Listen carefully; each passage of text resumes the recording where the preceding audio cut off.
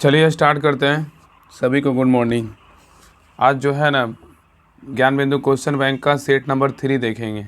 इसके पहले जो है ना 64 पोस्ट का पहला सेट 16/7/2023 को एग्ज़ाम हुआ था। इसका पहला सेट फुल 100 क्वेश्चन करवा चुके हैं। इसके बाद जो है ना इसके बाद 64 पोस्ट पीटी 2024 का बहुत लोग बोल रहे थे कि 64 पोस्ट जो है 2024 में एग्ज़ाम हुआ था पहले उसका करवा दीजिए। तो ये दोनों सेट छोड़ करके ना मेंस इसका और बासपतक छोड़ करके पहले जो है ना 64 पोस्ट पीटी का पूरा क्वेश्चन 100 क्वेश्चन करवा चुके हैं। आप लोग पहले चेक कीजिएगा, आपको सारा जो है ना क्लास मिल जाएगा। और आज जो है ना 12/64 पोस्ट 2024 का जो एग्ज़ाम हुआ था उसका मेंस का क्वेश्चन देखने वाले हैं। इसका जो एग्ज़ाम हुआ था 23/6/2024 को एग्ज़ाम हुआ था। हाल ही में एग्ज़ाम हुआ था 23 तारीख 6 महीना 2024 को एग्ज़ाम हुआ था। उसी का जो है ना पूरा 100 क्वेश्चन में 50 क्वेश्चन कंप्लीट करेंगे पहले क्लास में और सेकेंड क्लास में 50 क्वेश्चन कंप्लीट करेंगे। तो इसका आज जो है ना मेंस का क्वेश्चन देखने वाले हैं। चलिए स्टार्ट करते हैं। और जिनको भी पेड बैच ज्वाइन करना है सभी लोग ज्वाइन कर लीजिए। टेलीग्राम पे सभी कुछ डाला हुआ है। और कल जो है ना सभी होमवर्क मतलब घटनाचक्र का होमवर्क और लुसेंट सब्जेक्टिव ऑब्जेक्टिव का डाल दिया गया था। तो जिनको भी ज्वाइन करना है ज्वाइन कर लीजिए। चलिए स्टार्ट करते हैं। देखिए, बिहार पुलिस मद्य निषेध उत्पाद विभाग जो 64 पोस्ट है उसका जो है मुख्य परीक्षा मतलब क्या है, मतलब मेंस का क्वेश्चन है। इसका एग्ज़ाम हुआ था 23/6/2024 को एग्ज़ाम हुआ था। इसी का पूरा 50 क्वेश्चन देखने वाले फर्स्ट क्लास में। इसके अगले क्लास में 50 क्वेश्चन देखेंगे। चलिए बताइएगा आप लोग। क्वेश्चन नंबर 1 है, कह है ना कि थोड़ा तबीयत ना सही नहीं है, 2-3 दिन से ना बुखार लगा हुआ, थोड़ा सा आवाज़ एडजस्ट कर लीजिएगा आप लोग, ठीक है। बाकी सारा क्वेश्चन आपको हम याद करवाएंगे डिटेल के साथ। देखिए पहला क्वेश्चन कह रहा है कि 140 भाषाओं में गायन का विश्व रिकॉर्ड बनाने का गौरव किस भारतीय को प्राप्त हुआ है, बताइए। कह रहा है कि 140 भाषाओं में गायन का विश्व रिकॉर्ड बनाने का गौरव जो है किस भारतीय को प्राप्त हुआ है, तो क्या होगा बताइए। तो एक का सही उत्तर होगा option number B, Sucheta Satish होगा। क्या होगा, सुचेता सतीश होगा। तो याद रखिएगा ना, 140 भाषाओं में गायन का विश्व रिकॉर्ड बनाने का गौरव किस भारतीय को प्राप्त है, सुचेता सतीश को प्राप्त है। आगे देखिए कह रहा है कि 140 भाषाओं में गायन का विश्व रिकॉर्ड बनाने का गौरव जो है केरल के 19 वर्षीय सुचेता सतीश को प्राप्त हुआ है। उन्होंने यह उपलब्धि दुबई में आयोजित जो है ना कॉन्सर्ट ऑफ क्लाइमेट नामक कार्यक्रम में हासिल किया, ठीक है। चलिए आगे आइए। क्वेश्चन नंबर 2 पे क्वेश्चन नंबर 2 कह रहा है कि निम्नलिखित में से पूर्व दिशा की ओर प्रवाहित होने वाली नदी कौन सी है। कह रहा है कि निम्नलिखित में से पूर्व दिशा की ओर प्रवाहित होने वाली नदी कौन सी है। तो 2 का सही उत्तर होगा ऑप्शन नंबर क्या होगा, बैतरनी होगा। क्या होगा, बैतरनी होगा, याद रखिएगा। तो क्वेश्चन कह रहा है कि निम्नलिखित में से पूर्व दिशा की ओर प्रवाहित होने वाली नदी कौन सी है, तो बैतरनी है। कौन सी है, बैतरनी। आगे देखिए कह रहा है कि उपयुक्त नदियों में से बैतरनी नदी जो है ना पूर्व दिशा की ओर प्रवाहित होने वाली नदी है। आगे देखिए कह रहा है कि बैतरनी जो है ना, बैतरनी उड़ीसा के क्योंझर पहाड़ियों से निकलकर पूर्व तक दक्षिण पूर्व की ओर बहते हुए बंगाल की खाड़ी में क्या होती है, तो गिरती है, याद रखिएगा, ठीक है। तो कह रहा है कि बैतरनी उड़ीसा के क्योंझर पहाड़ियों से निकलकर पूर्व तथा दक्षिण पूर्व की ओर बहते हुए बंगाल की खाड़ी में गिरती है। आगे देखिए कह रहा है कि प्रायद्वीपीय भारत की अधिकांश नदियाँ पूर्व की ओर प्रवाहित होती हैं क्योंकि इनका मुख्य जल विभाजक पश्चिमी घाट है। तो वही कुछ मेन पॉइंट कह रहा है ना कि याद रखिएगा कि प्रायद्वीपीय भारत की जो अधिकांश नदियां हैं वो पूर्व की ओर क्या होती है, प्रवाहित होती है। प्रायद्वीपीय भारत की जो अधिकांश नदियां हैं वो पूर्व की ओर प्रवाहित होती है क्योंकि इनका जो मुख्य जल विभाजक है ना वो पश्चिमी घाट है, याद रखिएगा, ठीक है।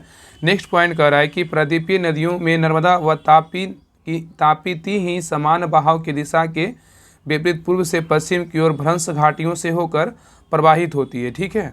तो कह रहा है कि प्रायद्वीपीय नदियों में नर्मदा व ताप्ती नदी समान बहाव की दिशा के विपरीत पूर्व से पश्चिम की ओर भ्रंश घाटियों से होकर क्या होती है, प्रवाहित होती है। चलिए आगे आइए। देखिए कह रहा है नेक्स्ट पॉइंट कि नर्मदा नदी का जो लंबाई है 1312 किलोमीटर है। मध्य प्रदेश के अमरकंटक पहाड़ी से निकलने के पश्चात यह उत्तर के विंध्य पर्वत तथा दक्षिण में सतपुड़ा पर्वत के भ्रंश घाटी से होकर बहते हुए अरब सागर खंभात खाड़ी में क्या होती है, गिरती है, ठीक है। तो कह रहा है कि नर्मदा नदी की अगर लंबाई पूछे कितना होगा, 1312 किलोमीटर होगा, याद रखिएगा। और मध्य प्रदेश में अमरकंटक पहाड़ी से निकलने के पश्चात यह उत्तर में विंध्य पर्वत तथा दक्षिण में सतपुड़ा पर्वत के मध्य भ्रंश घाटी से होकर बहते हुए अरब सागर की खंभात की खाड़ी में गिरती है। नेक्स्ट देखिए कह रहा है कि नर्मदा नदी पर ही सरदार सरोवर परियोजना है और यह जबलपुर के पास भेड़ घाट की संगमरमर शैलों को काटकर धुआंधार जलप्रपात का निर्माण करती है, ठीक है। आगे देखिए कह रहा है कि ओरसंग नर्मदा के दाएं तट की प्रमुख सहायक नदी है। ओरसंग जो है वो नर्मदा के दाएं तट की प्रमुख सहायक नदी है एवं तवा जो है, बंजर है, शेर है आदि अन्य सहायक नदियां हैं। नेक्स्ट कह रहा है कि ताप्ती नदी की लंबाई बोलेगा तो 724 किलोमीटर है और यह मध्य प्रदेश के बैतूल जिले में सतपुड़ा की पहाड़ियों से निकलती है। तो ताप्ती नदी जो निकलती है ना, कुछ पूछा है कि ताप्ती नदी कहाँ से निकलती है, तो मध्य प्रदेश के बैतूल जिले के सतपुड़ा पहाड़ियों से निकलती है। और ताप्ती नदी की लंबाई पूछेगा 724 किलोमीटर है, जो भरस घाटी से बहते हुए सूरत की आगे की ओर जो है ना खंबाती खाड़ी में क्या होती है, तो गिरती है। नेक्स्ट देखिए कह रहा है कि गिरना ताप्ती की बाएं तट की तथा अरुणावती इसके दाएं तट से मिलने वाली प्रमुख सहायक नदी है। ठीक है, तो कह रहा है कि गिरना ताप्ती की बाएं तट की तथा अरुणावती इसके दाएं तट के मिलने वाली प्रमुख सहायक नदियां हैं। नेक्स्ट पॉइंट कह रहा है कि भारत पूजा केरल की सबसे बड़ी नदी है। तो भारत पूजा जो है ना वो किसकी सबसे बड़ी नदी है, तो केरल की सबसे बड़ी नदी है। इसे पुनानी के नाम से जाना जाता है और यह अन्नामलाई की पहाड़ियों से निकलकर पश्चिम दिशा में प्रवाहित होते हुए पुनानी नामक स्थान के पास जो है ना अरब सागर में क्या होती है, गिरती है। चलिए नेक्स्ट पॉइंट पे करा कि प्रायद्वीपीय क्षेत्र से निकलने वाली अधिकांश नदियां जो पूर्व दिशा में प्रवाहित होती हुए बंगाल की खाड़ी में तथा पश्चिम दिशा में प्रवाहित होने वाली नदियां अरब सागर में गिरती है। तो कह रहा है कि प्रायद्वीपीय क्षेत्र से निकलने वाली अधिकांश नदियां जो पूर्व दिशा में प्रवाहित होती है वे बंगाल की खाड़ी में तथा पश्चिम दिशा में प्रवाहित होने वाली क्या है, तो नदियां अरब सागर में गिरती है। चलिए नेक्स्ट पॉइंट पे ये आगे देखिए, थोड़ा सा ना धुंधला दिखाई दे रहा होगा, ये बुक में ही थोड़ा सा धुंधला था। ठीक है, थोड़ा एडजस्ट कर लीजिएगा। ये कह रहा है कि बंगाल की खाड़ी में गिरने वाली नदियाँ पूर्व की दिशा की ओर कौन कौन है, तो स्वर्णरेखा है, ब्राह्मणी है, गोदावरी है, कृष्णा है और कावेरी है और पेन्नार है, मदुरै है। ठीक है, तो बंगाल की खाड़ी में गिरने वाली जो नदियां हैं पूर्व दिशा की ओर कौन कौन है, स्वर्णरेखा है, ब्राह्मणी है, गोदावरी है, कृष्णा, कावेरी और पेन्नार और मदुरै है।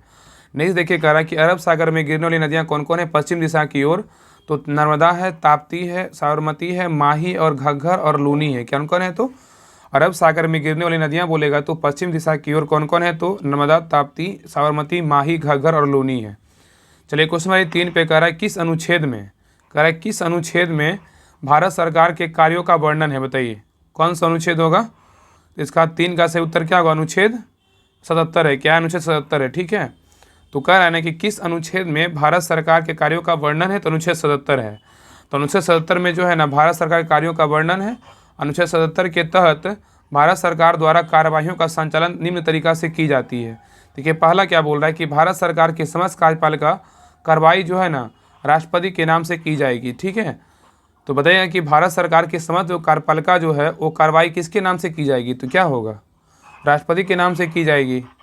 और नेक्स्ट कह रहा है कि राष्ट्रपति के नाम से पारित आदेशों तथा अन्य दस्तावेजों को इस प्रकार अधिप्रमाणित किया जाएगा जैसा कि राष्ट्रपति द्वारा बनाए जाने वाले नियमों में निर्दिष्ट हो। इसे अतिरिक्त इस प्रकार अधिप्रमाणित किए गए किसी आदेश अथवा प्रपत्र की वैधता पर इस आधार पर कोई प्रश्न नहीं किया जाएगा कि युक्त आदेश अथवा प्रपत्र राष्ट्रपति द्वारा निर्मित अथवा निष्पादित है। तो देखिए नेक्स्ट देखिए कह रहा है कि राष्ट्रपति भारत सरकार की कार्यवाहियों को सुगम बनाने के लिए साथ ही मंत्रियों के बीच कार्यों का आवंटन करने के संबंध में नियम बनाएंगे। ठीक है, तो कह रहा है कि राष्ट्रपति भारत सरकार की कार्यवाहियों को और सुगम बनाने के लिए साथ ही मंत्रियों के बीच कार्यों का आवंटन करने के संबंध में नियम बनाएंगे। नेक्स्ट देखिए लाइन कह रहा है कि राष्ट्रपति जो है ना भारत सरकार का कार्य अधिक सुविधापूर्ण किए जाने के लिए मंत्रियों में उक्त कार्य के आवंटन के लिए नियम बनाएगा। नेक्स्ट देखिए कह रहा है कि अनुच्छेद 3 में क्या बोला गया है कि नए राज्यों का निर्माण और वर्तमान राज्यों के क्षेत्रों के सीमाओं और नामों परिवर्तन के साथ संबंधित है। तो अनुच्छेद 3 में क्या है, तो नए राज्यों का निर्माण और वर्तमान राज्यों के क्षेत्रों, सीमाओं या नामों में परिवर्तन से संबंधित है। अनुच्छेद 40 में क्या कह रहा है, अनुच्छेद 40 में क्या बोला गया है, तो इसके अनुसार ग्राम पंचायतों का गठन का प्रावधान किया गया। तो ग्राम पंचायतों का गठन का प्रावधान किस अनुच्छेद में किया गया, तो क्या होगा, अनुच्छेद 40 होगा। और आगे देखिए कह रहा है अनुच्छेद 45 में क्या है, तो कह रहा है 6 वर्ष से कम आयु के बालकों के लिए प्रारंभिक बाल्यावस्था देख रेख और शिक्षा का उपबंध जो संबंधित है किस अनुच्छेद से है, तो अनुच्छेद 45 से है। तो 6 वर्ष से कम आयु के बालकों के लिए प्रारंभिक बाल्यावस्था देख रेख और शिक्षा का उपबंध से संबंधित कौन सा अनुच्छेद है, तो 45 है। अगर पूछे है कि नए राज्यों का निर्माण और वर्तमान राज्यों के क्षेत्रों की सीमाओं या नाम परिवर्तन बोलेगा तो कौन सा अनुच्छेद होगा, तो अनुच्छेद 3 होगा। और ग्राम पंचायतों का गठन बोलेगा तो कौन सा अनुच्छेद होगा, तो अनुच्छेद 40 होगा। 6 वर्ष से कम आयु के बालकों के लिए प्रारंभिक बाल्यावस्था देख रेख और शिक्षा का उपबंध किससे संबंधित है, मतलब किस अनुच्छेद में वर्णित है, तो अनुच्छेद 45 में है।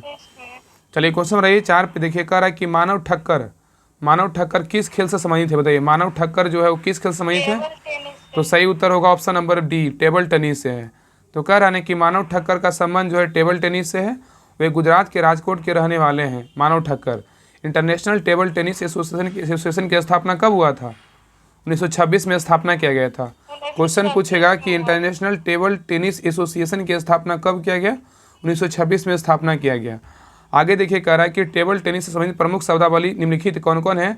तो सर्विस है, पेन होल्डर है, ग्रिप है, बैंक सीपन है, सेंटर लाइन है, हाफ कोर्ट है, साइड सीपन है, स्विंग है, पुश स्ट्रोक है, रैली है, लेट है, रिवर्स है, टॉप स्पन है, फायल है, चाइनीज है, इग्रीस इत्यादि क्या है? तो टेबल टेनिस से प्रमुख शब्दावली है। आगे देखिए कह रहा है कि टेबल टेनिस से संबंधित तो कप और ट्रॉफियाँ क्या क्या है? तो वर्ना बेले कप जो है ना, इसका पुरुष का होता है, टेबल टेनिस से संबंधित है। जयलक्ष्मी कप का बोलेगा तो महिला का होता है, टेबल टेनिस से संबंधित है। और स्वेथलिंग बोलेगा तो कप जो है ये टेबल टेनिस से संबंधित है। राजकुमारी चैलेंज कप का बोलेगा तो संबंध टेबल टेनिस से है। और रामानुजन ट्रॉफी का संबंध बोलेगा तो टेबल टेनिस से है। ठीक है, याद रखिएगा। चलिए क्वेश्चन में रहिए नेक्स्ट पे। क्वेश्चन में 5 कह रहा है, देखिए यहाँ देखिए क्लीन पूरा दिखेगा। देखिए कह रहा है क्वेश्चन में 5 कि विश्व का प्रथम मेलानिस्टिक टाइगर सफारी किस राज्य में शुरू हुआ है? बताइए क्या होगा? तो इसका सही उत्तर क्या होगा? ऑप्शन नंबर सी, उड़ीसा में हुआ है। कहाँ हुआ है? उड़ीसा में हुआ है। ठीक है, तो कह रहा है कि विश्व का प्रथम मेलानिस्टिक टाइगर सफारी किस राज्य में शुरू हुआ है? तो उड़ीसा में हुआ है। आगे देखिए कह रहा है कि विश्व का प्रथम मेलानिस्टिक टाइगर सफारी उड़ीसा के सिमलीपाल टाइगर रिजर्व के पास शुरू हुआ है। सिमलीपाल के रॉयल बंगाल टाइगर का संबंध एक विशेष वन से है जिनमें मेलानिन की अत्यधिक मात्रा होती है, जिसके कारण उसके त्वचा एवं बालों का रंग क्या होता है? तो काला हो जाता है। आगे देखिए कह रहा है कि वर्तमान जुलाई 2024 तक भारत में कुल कितना टाइगर रिजर्व है? कितना होगा? 55 है। कितना है? तो 55 है, जिनमें कुछ निम्नलिखित है। देखिए टाइगर रिजर्व दिया हुआ है, राज्य दिया हुआ, कौन सा टाइगर रिजर्व किस राज्य में है उसके बारे में दिया हुआ। तो एक जिम कॉर्बेट टाइगर रिजर्व कहाँ है? बताइए, जो प्रथम राष्ट्रीय टाइगर रिजर्व था कहाँ है? उत्तराखंड में है। सिमलीपाल टाइगर रिजर्व बोलेगा तो कहाँ है? उड़ीसा में। कहाँ है? उड़ीसा में। सतकोसिया टाइगर रिजर्व बोलेगा तो कहाँ है? ये भी उड़ीसा में है। और कान्हा टाइगर रिजर्व बोलेगा तो कहाँ है? कान्हा बोलेगा तो मध्य प्रदेश है। ठीक है, आगे बताइएगा पेज टाइगर रिजर्व बोलेगा तो कहाँ है? मध्य प्रदेश एवं महाराष्ट्र में। ठीक है, और बांधवगढ़ बोलेगा तो कहाँ है? तो मध्य प्रदेश में। और पन्ना टाइगर रिजर्व बोलेगा तो कहाँ है? तो मध्य प्रदेश में। ठीक है, और सतपुरा टाइगर रिजर्व बोलेगा तो कहाँ है? ये भी देखिए मध्य प्रदेश में है। इसलिए ना टाइगर स्टेट बोलते हैं। किसको बोलते हैं? मध्य प्रदेश को टाइगर स्टेट कहा जाता है। इसलिए यहाँ पे जो ना टाइगर स्टेट मतलब टाइगर जो रिजर्व है बहुत ज़्यादा है। आगे बताइएगा संजय ढुबरी टाइगर रिजर्व कहाँ है? संजय ढुबरी टाइगर रिजर्व बोलेगा तो मध्य प्रदेश में है।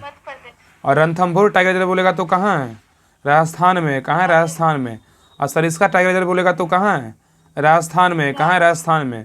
मुकुंदरा हिल्स टाइगर रिजर्व बोलेगा तो कहाँ है? ये भी राजस्थान में है। नेक्स्ट है रामगढ़ विषधारी टाइगर रिजर्व बोलेगा तो कहाँ है? राजस्थान में है। राजाजी टाइगर रिजर्व बोलेगा तो कहाँ है? उत्तराखंड में है।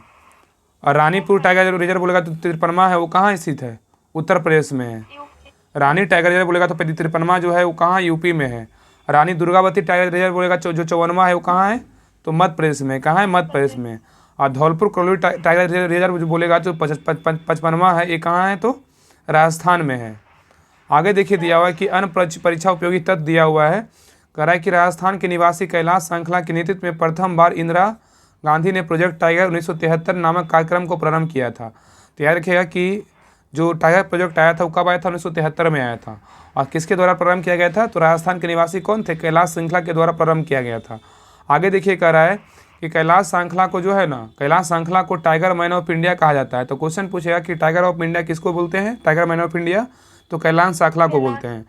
और नेक्स्ट पॉइंट कर रहा है कि भारत का प्रथम सफ़ेद बाघ सफारी सतना के मुकुंदपुर में बनाया गया है। तो क्वेश्चन पूछेगा कि प्रथम है ना, इसलिए इंपॉर्टेंट है। बताइए कि भारत का प्रथम सफ़ेद बाघ सफारी जो है वो कहाँ बनाया गया है? तो सतना के मुकुंदपुर में बनाया गया है। आगे देखिए कह रहा है कि क्षेत्रफल की दृष्टि से भारत का सबसे बड़ा टाइगर रिजर्व बोलेगा तो कौन सा है? नागार्जुन सागर श्रीशैलम आंध्र प्रदेश में है। ठीक है, तो क्वेश्चन पूछेगा कि क्षेत्रफल की दृष्टि से भारत का सबसे बड़ा टाइगर रिजर्व बोलेगा तो कौन सा है? तो श्रीशैलम जो है ना, नागार्जुन श्रीशैलम बोलेगा तो कहाँ है? आंध्र प्रदेश में है। ये जो टाइगर रिजर्व है ये क्षेत्रफल की दृष्टि से भारत का सबसे बड़ा टाइगर रिजर्व है। ठीक है, आगे देखिए कह रहा है कि राष्ट्रीय बाघ संरक्षण प्राधिकरण का जो गठन हुआ था वो कब हुआ था? तो 4 सितंबर 2006 को हुआ था। तो राष्ट्रीय बाघ संरक्षण प्राधिकरण का जो गठन हुआ था वो 4 सितंबर 2006 को हुआ था और 6 जून 2007 को बाघ एवं अन्य संकटपन प्रजाति अपराध नियंत्रण ब्यूरो वन जीव अपराध नियंत्रण ब्यूरो का गठन किया गया था। तो याद रखिएगा ना कि 6 जून 2007 को बाघ एवं अन्य संकटपन प्रजाति अपराध नियंत्रण ब्यूरो वन जीव अपराध नियंत्रण ब्यूरो का क्या हुआ, गठन हुआ।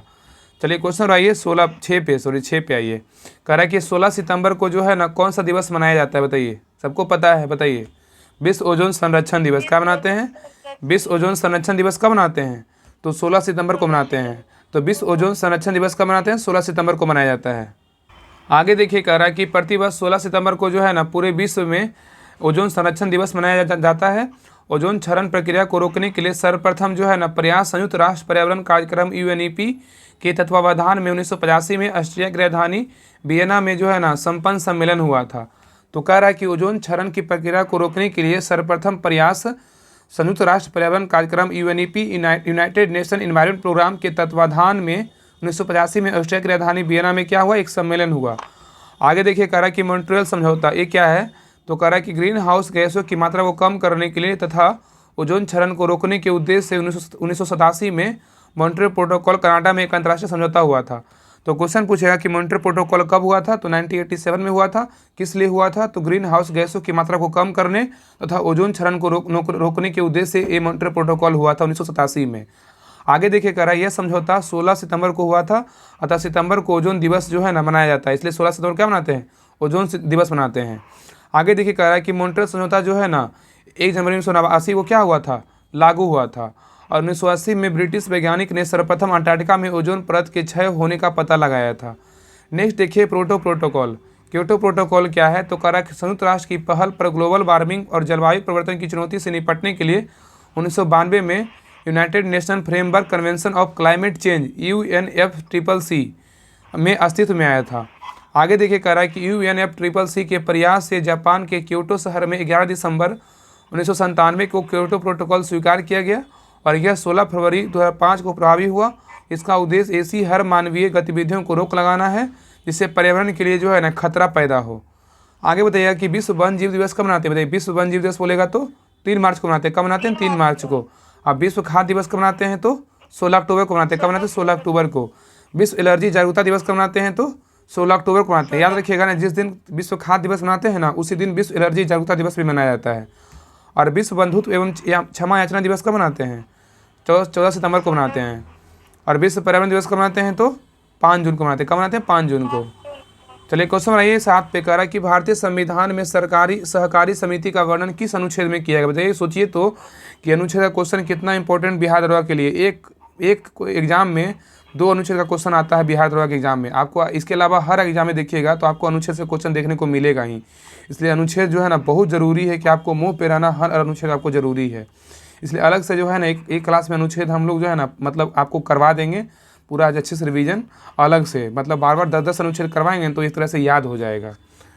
ठीक है, बाकी तो आपको इस बुक में आपको हर जगह अनुच्छेद देखने को मिलेगा ही क्वेश्चन, बाकी सर के द्वारा डिटेल दिया गया है ही है। तो क्वेश्चन बताइए कि भारतीय संविधान में सहकारी समिति का जो वर्णन है वो किस अनुच्छेद में किया गया है? तो 43 के बी में किया गया। किस में किया गया? 43 के बी में किया गया है।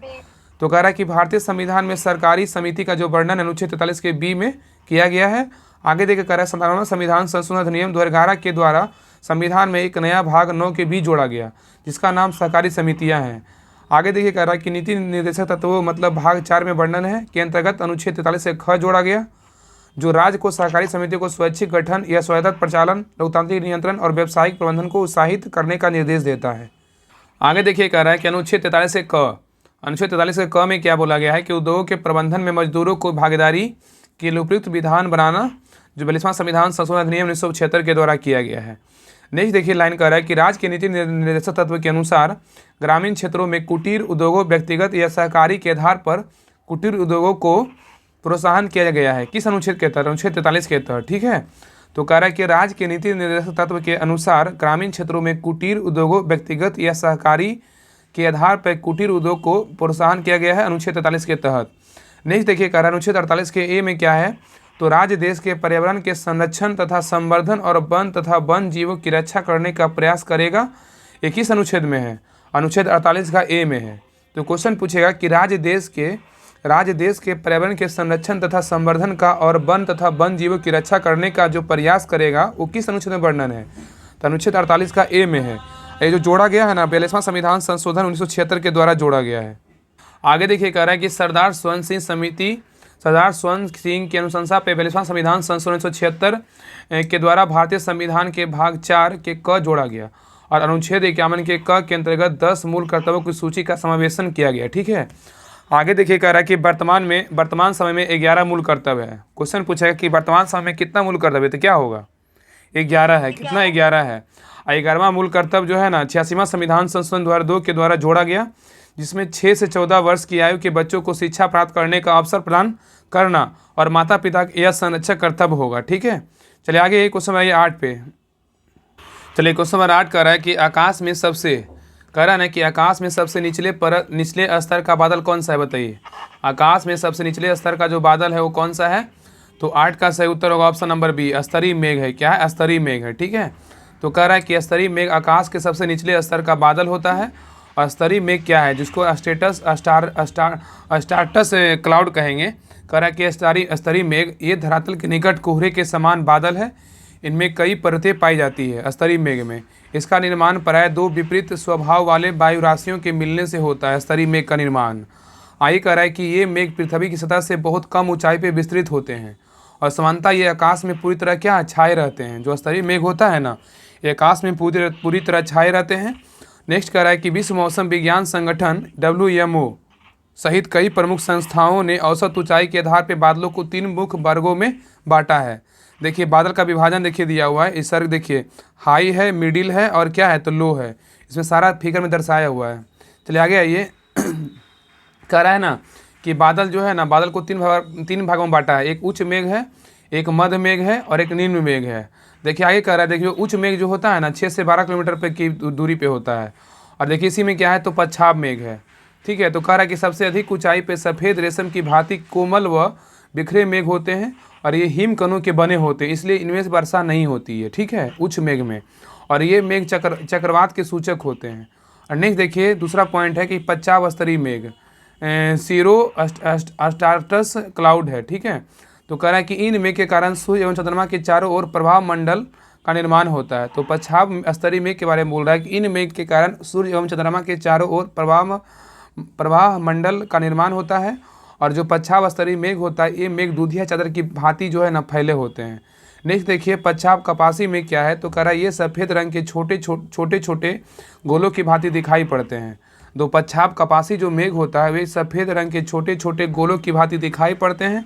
और इन बादलों में मैकेरल एक स्काई भी कहा जाता है। इन बादलों को जो है ना मैकेरल स्काई भी कहा जाता है। देखिए आगे देखिए कह रहा है ना कि मध्य मेघ जो होता है 2 से 6 किलोमीटर के बीच होता है।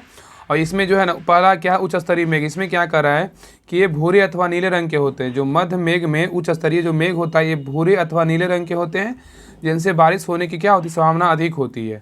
दूसरा देखिए कह रहा है उच्च कपासी मेघ, ये सफ़ेद एवं भूरे रंग के पतले गोलाकार धब्बों की तरह दिखाई देते हैं। इन बादलों का विकास वायु की लंबवत धाराओं के कारण ऊपर की ओर होता है। पर्वत शिखरों पर ऐसे मेघ को पताका मेघ कहते हैं और इनमें जो है ना इंद्रधनुष की छठा दिखाई देती है। ठीक है, आगे देखेगा कह रहा है कि निचले मेघ 2 किलोमीटर तक होता है, जो इसको में ना स्तरीय मेघ होता है। और दूसरा क्या है तो स्तरीय कपासी है। ये कह रहा है स्तरीय कपासी क्या है तो ये हल्के भूरे या सफ़ेद रंग के गोलाकार धब्बों के रूप में मिलते हैं और ये समानता जो है ना साफ मौसम के सूचक होते हैं। आगे देखिए कह रहा है कि ये जाड़े के मौसम में प्रायः संपूर्ण आसमान को ढक लेते हैं। ठीक है, आगे देखिए तीसरा है कपासी मेघ। ये क्या कह रहा है कि कमुलस क्लाउड। कपासी मेघ क्या होता है, इसका आकार जो है ना गुंबदाकार व फूलगोभी की भांति होता है। कपासी मेघ का जो आकार होता है वो गुंबदाकार व फूलगोभी की भांति होता है और जिसका आधार क्षेत्र समतल पाया जाता है। ठीक है, आगे देखिए कह रहा है कि कपासी वर्षा मेघ क्या है। कपासी वर्षा मेघ क्या है तो कह रहा है अत्यधिक गहरे काले एवं सघन बादल हैं।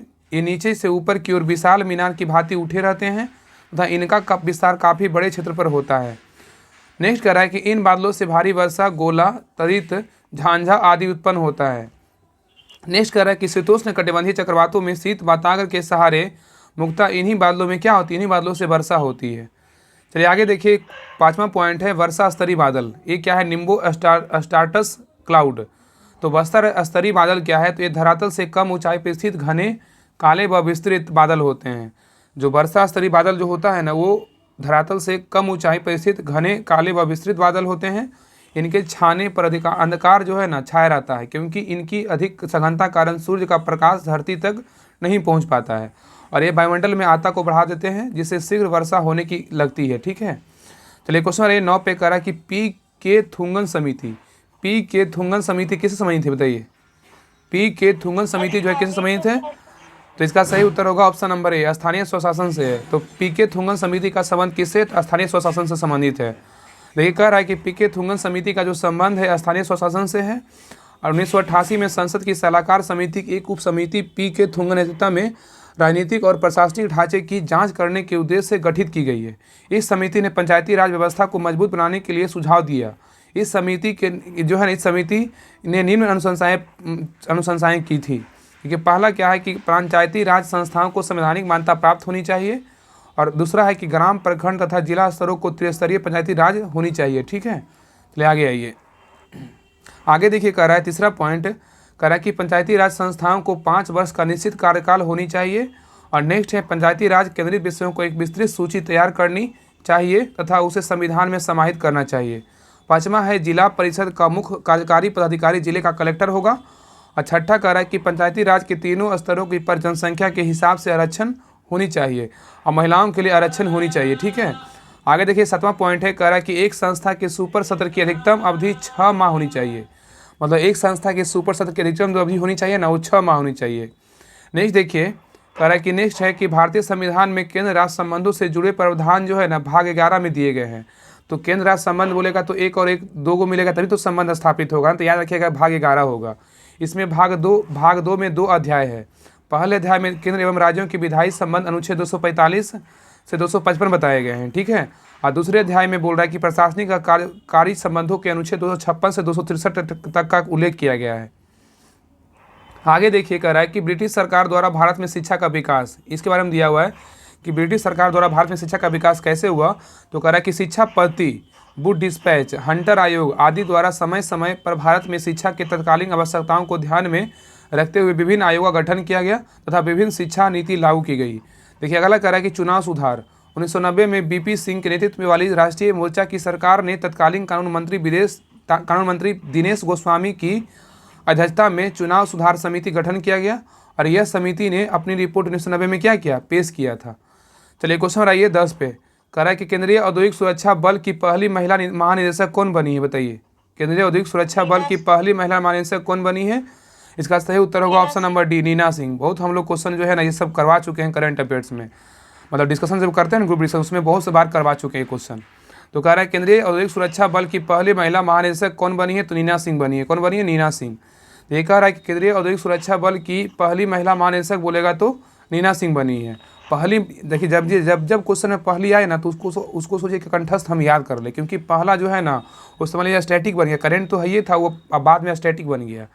तो याद रखिएगा कि केंद्रीय औद्योगिक सुरक्षा बल की पहली महिला बोलेगा महानिदेशक कौन बनी? नीना सिंह बनी।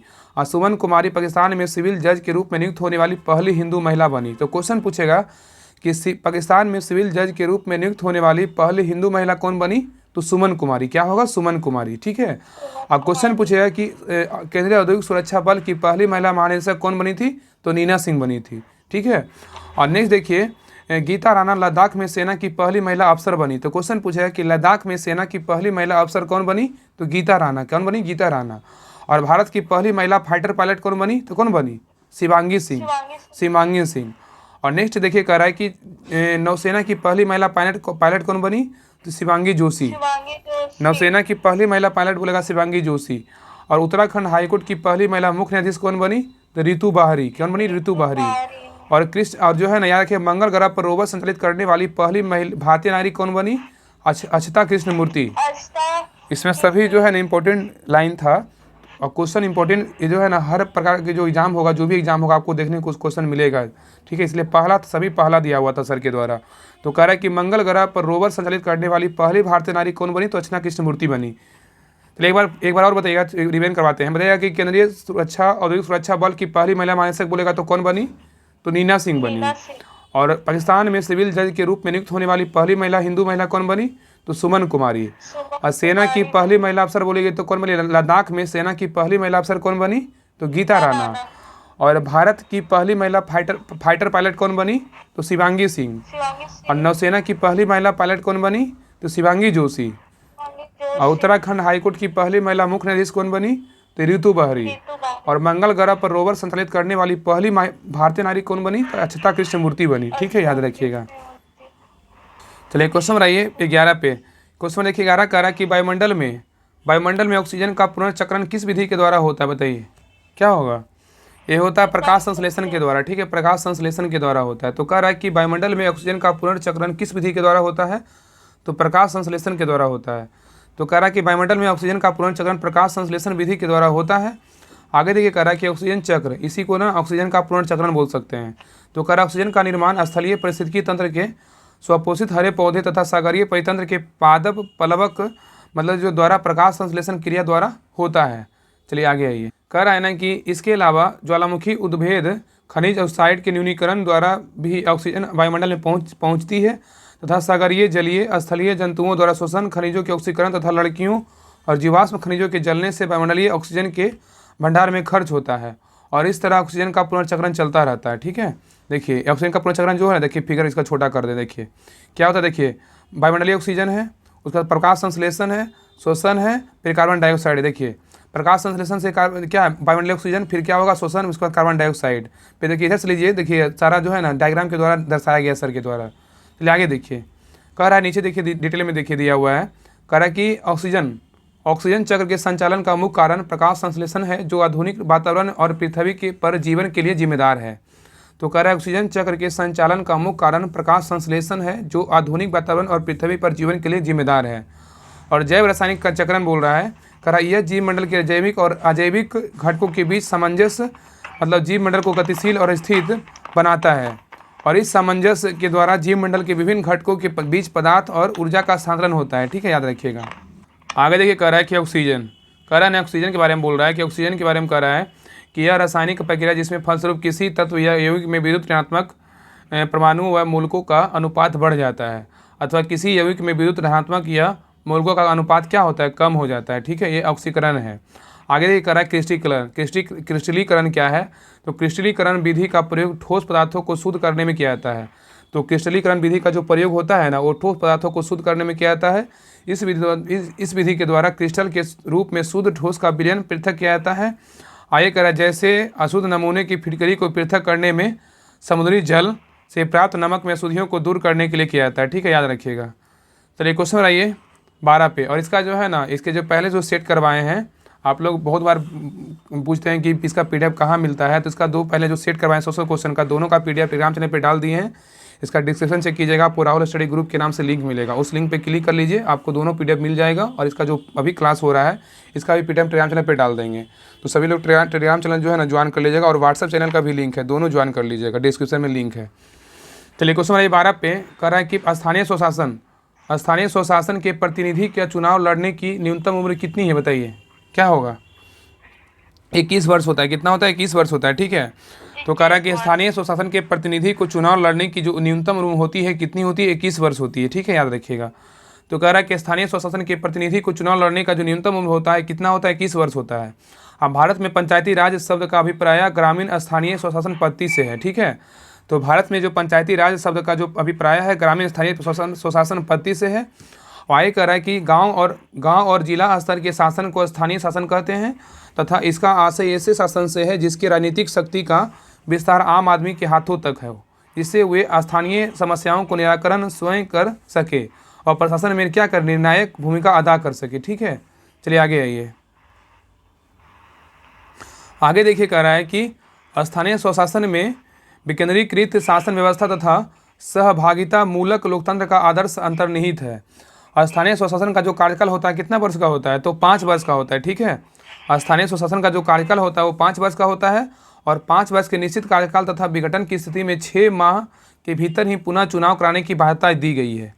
नेक्स्ट कह रहा है कि स्थानीय स्वशासन में सभी स्तरों पर महिलाओं को कम से कम जो है ना 1/3 आरक्षण देने की बाध्यता है।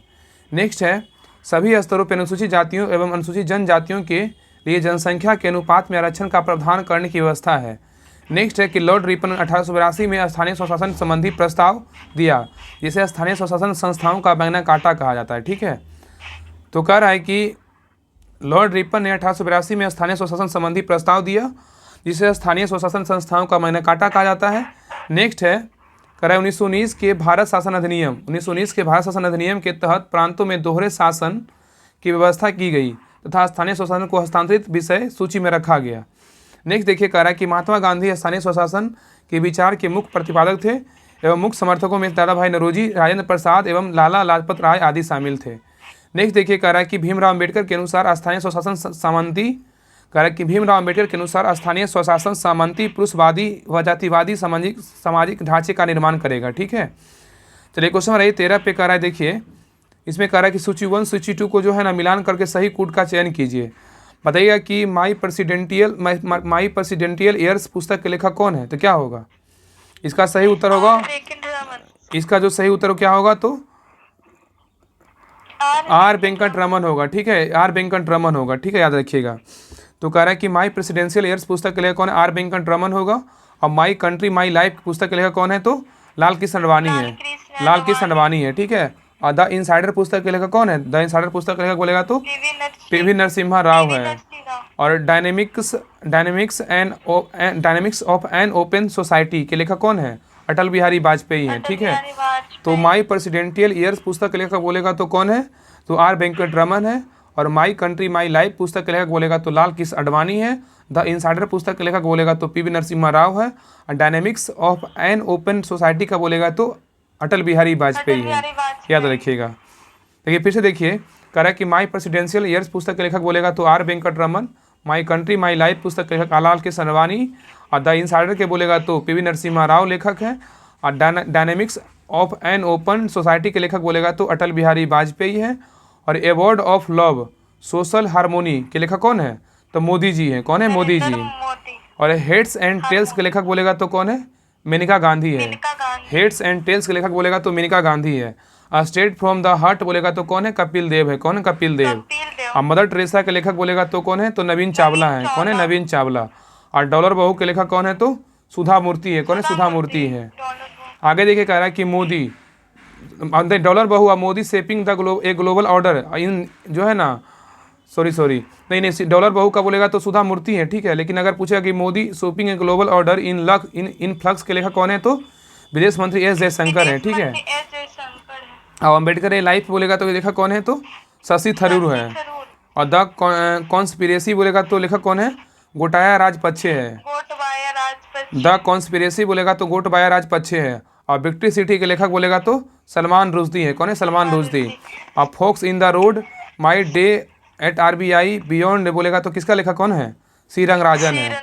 तो forks in the road my days and RBI beyond बोलेगा तो इसका लेखक कौन है, सी रंगराजन है। चलिए क्वेश्चन नंबर 14 पे कर रहा है किस सिंधु सभ्यता स्थल से 2 कमरे का बैरक मिला है। बताइए कहाँ से मिला है, ये मिला हड़प्पा से मिला है। कहाँ से मिला, हड़प्पा से।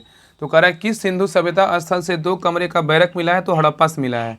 तो हड़प्पा से जो है ना 2 कमरे के बैरक मिला है। हड़प्पा जो है ना पाकिस्तान के पंजाब प्रांत में स्थित मोंटेगोमरी जिले में रावी नदी के बाएं तट पर स्थित है।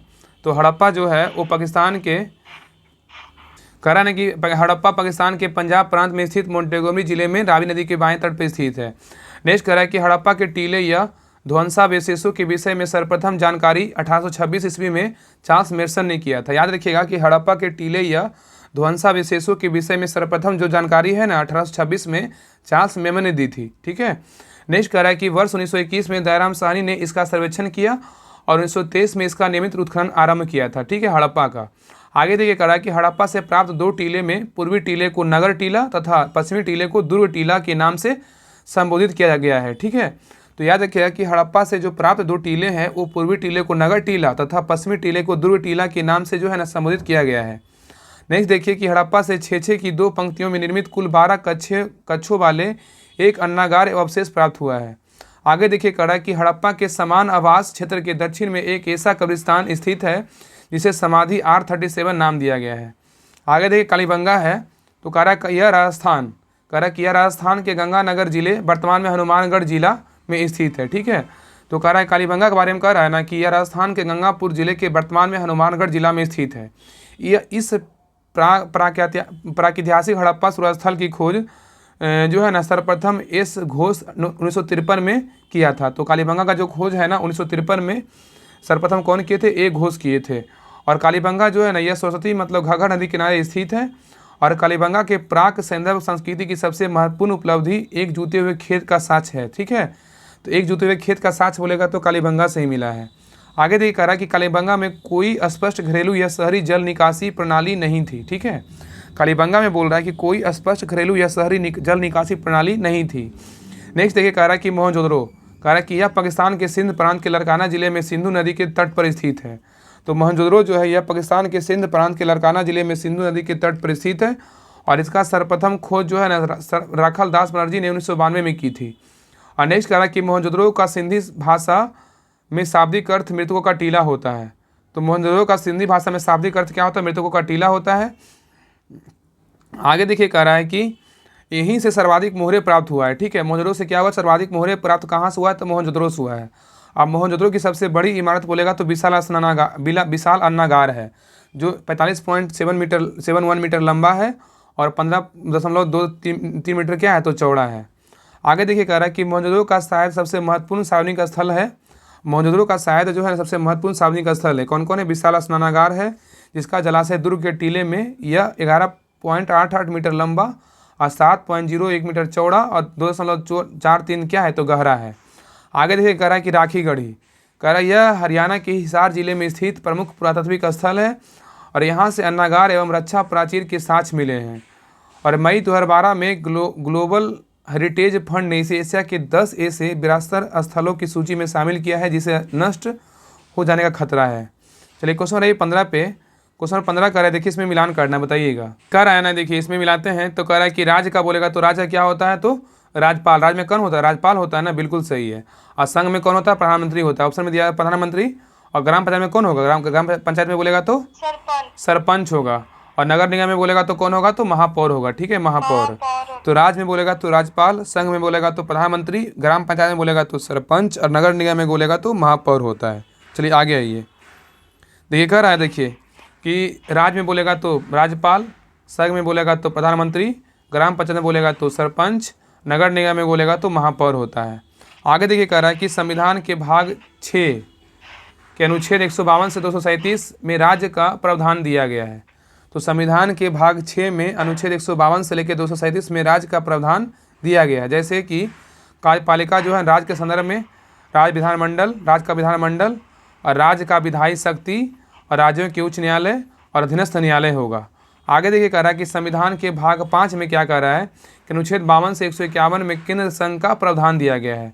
तो संविधान के भाग 5 में क्या अनुच्छेद 52 से 151 तक में केंद्र राज्य का प्रावधान दिया गया। जैसे कार्यपालिका है, संसद है, राष्ट्रपति की विधायी शक्तियाँ है, संघ की न्यायपालिका है और भारत का नियंत्रक महालेखा परीक्षक है।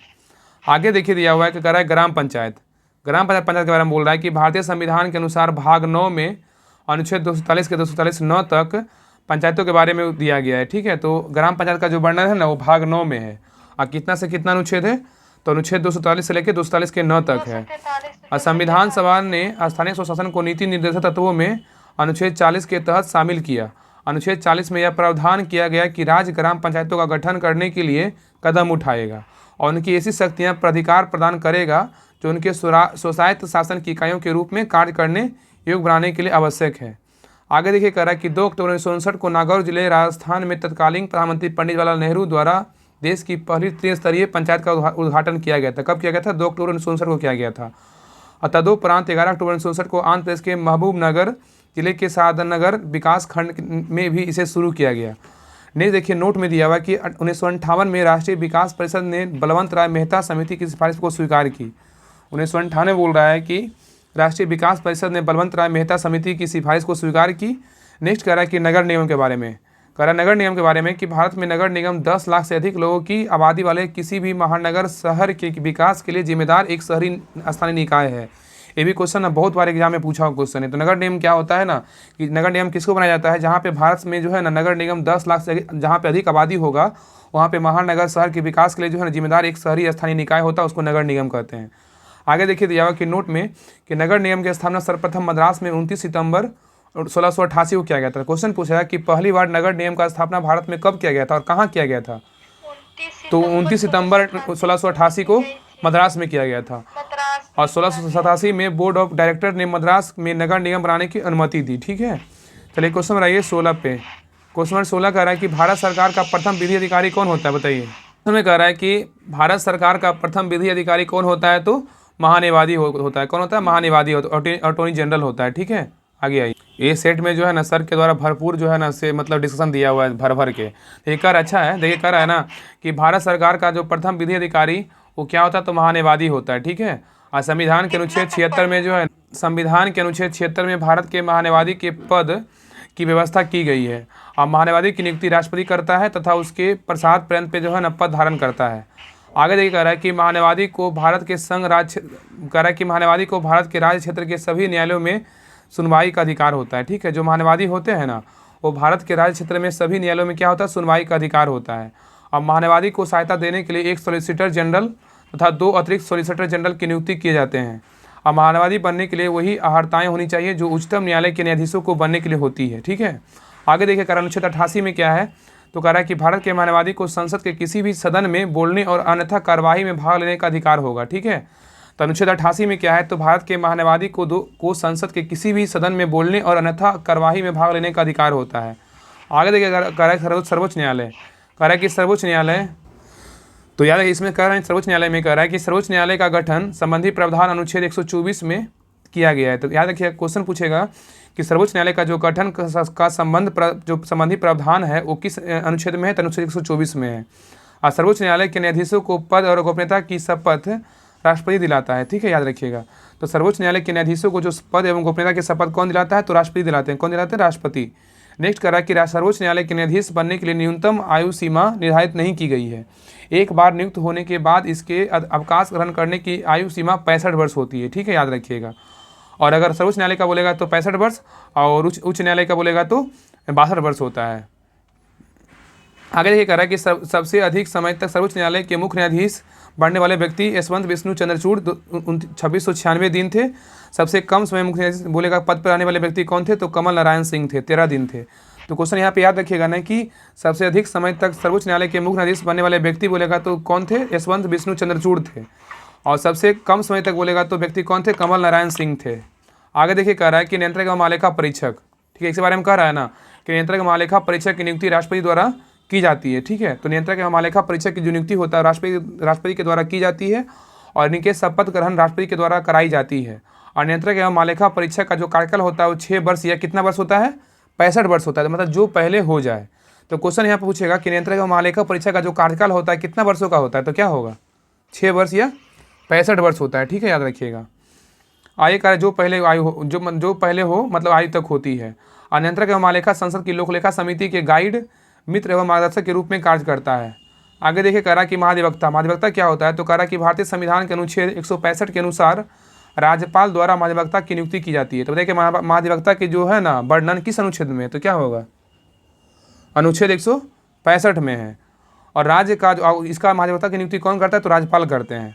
और राज्य का सर्वोच्च विधि अधिकारी बोलेगा तो महाधिवक्ता होता है। ठीक है, बहुत बार क्वेश्चन पूछता है कि राज्य का सर्वोच्च विधि अधिकारी कौन होता है, तो महाधिवक्ता होता है। और महाधिवक्ता राज्यपाल के प्रसाद पर्यंत पे कार्य करता है, जब तक राज्यपाल चाहेंगे जब तक महाधिवक्ता रहेगा। और महाधिवक्ता उच्च न्यायालय का न्यायाधीश होने की अर्हता रखता है। ठीक है, चलिए क्वेश्चन आइए 17 पे कह रहा कि पोर्ट लुइस किस देश की राजधानी है, बताइए। पोर्ट लुइस जो है ना किस देश की राजधानी है, इसका सही उत्तर होगा ऑप्शन नंबर बी, मॉरिशस का है। किसका है, मॉरिशस का है। ये कह रहा है कि पोर्ट लुइस जो है मॉरिशस की राजधानी है। और मॉरिशस अफ्रीका महाद्वीप के अंतर्गत अफ्रीका के मुख्य भूमि के दक्षिण पूर्वी दिशा में हिंद महासागर में स्थित एक द्वीपीय राष्ट्र है। और यहाँ की अधिकांश आबादी मॉरिशस क्रियोल भाषा में बोलती है। ठीक है, यहाँ की जो अधिकांश आबादी है मॉरिशस क्रियोल भाषा बोलती है। और मॉरिशस का संसद का नाम बोलेगा तो नेशनल असेंबली है, तथा मुद्रा बोलेगा तो मॉरिशस रुपया है। ठीक है, तो नाम पे ही है। तो मॉरिशस का संसद का नाम बोलेगा तो नेशनल असेंबली है और मुद्रा बोलेगा तो मॉरिशाई रुपया है। चलिए आगे आइए।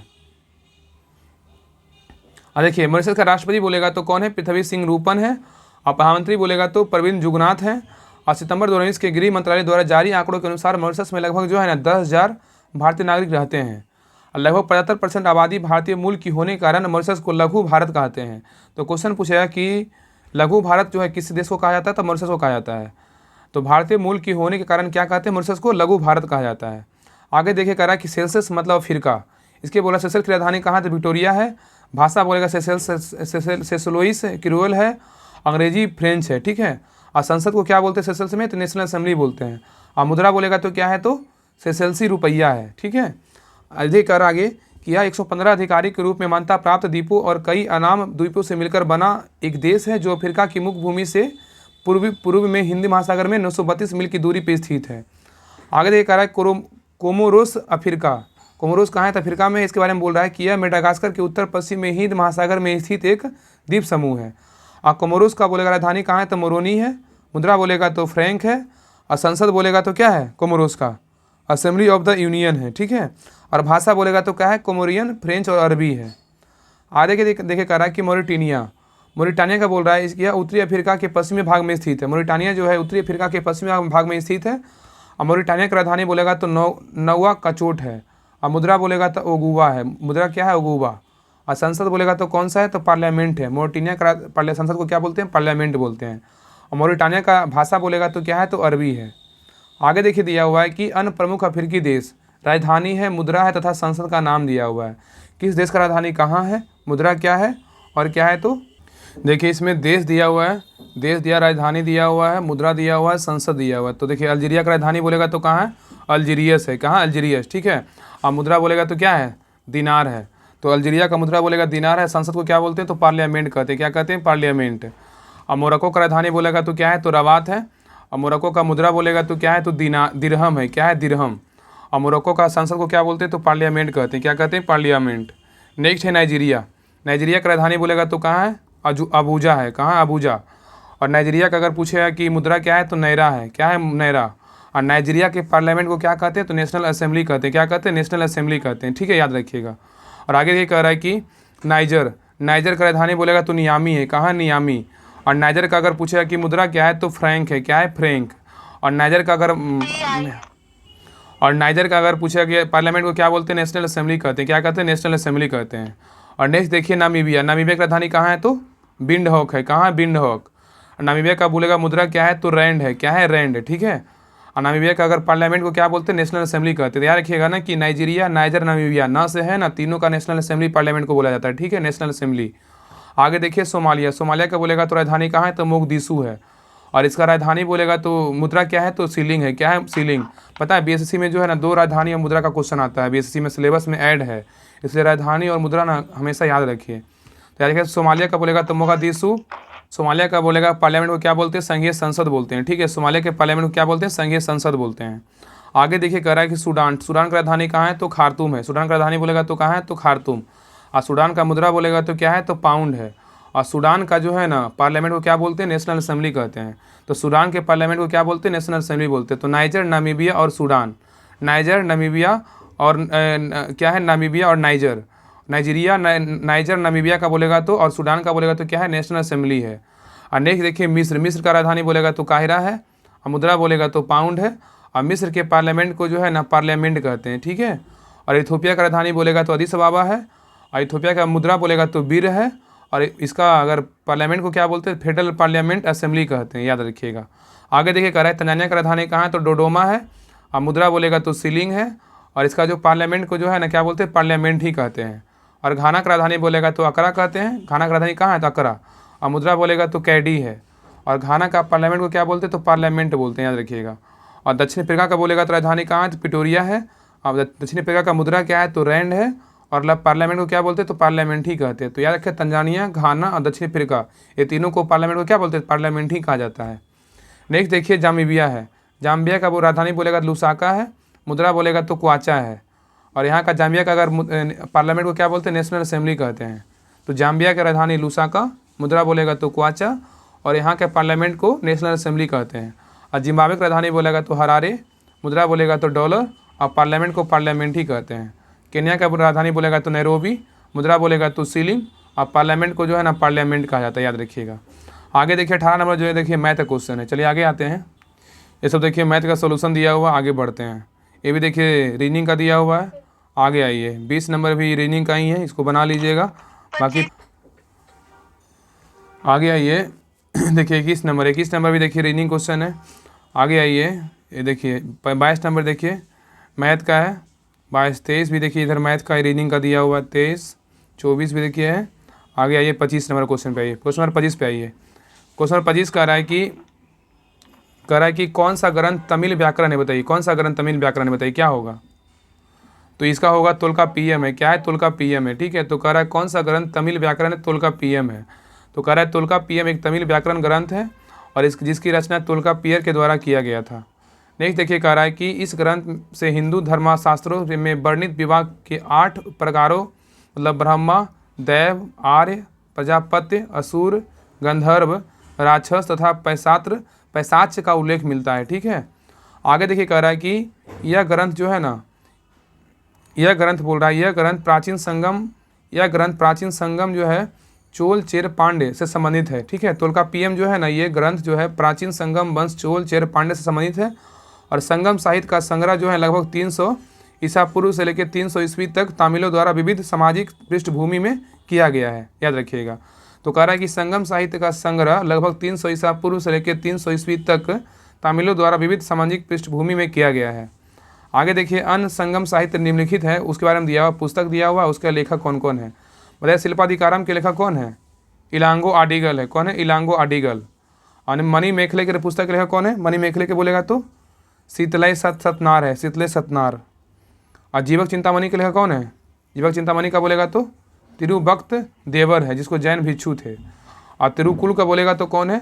तिरुवल्लुवार है। और इरामावतारम की बोलेगा तो कौन है? तो कंबन है। कौन है? कंबन।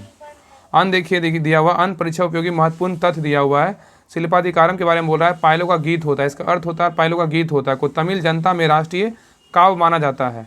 आगे देखिए कह रहा है कि रामकथा के अनेक तमिल संस्करणों में इरामावतारम सबसे प्रसिद्ध है और पांड्य राजाओं के संरक्षण में कुल 3 संगम आयोजित किए गए थे, जो निम्न है। संगम दिया हुआ है, स्थान है, अध्यक्ष है। तो कह रहा है कि पांड्य राजाओं के संरक्षण में कुल 3 संगम हुआ था। कौन कौन हुआ था? प्रथम, दूसरा और तीसरा हुआ था। तो प्रथम जो हुआ था मदुरै में हुआ था, इसका अध्यक्ष अगस्त किए थे। और दूसरा हुआ था कपाटपुरम में हुआ था, इसका अध्यक्ष अगस्त किए थे। और तीसरा बोलेगा तो हुआ था मदुरा में, इसका अध्यक्ष नकीदर किए थे। ठीक है, आगे देखिए दिया हुआ है कि नोट में कि संगम शब्द का अर्थ परिषद अथवा गोष्ठी होता है। संगम शब्द का जो अर्थ होता है क्या होता है? तो अर्थ परिषद अथवा गोष्ठी होता है, जिसमें तमिल कवि एवं विद्वान एकत्रित होते थे।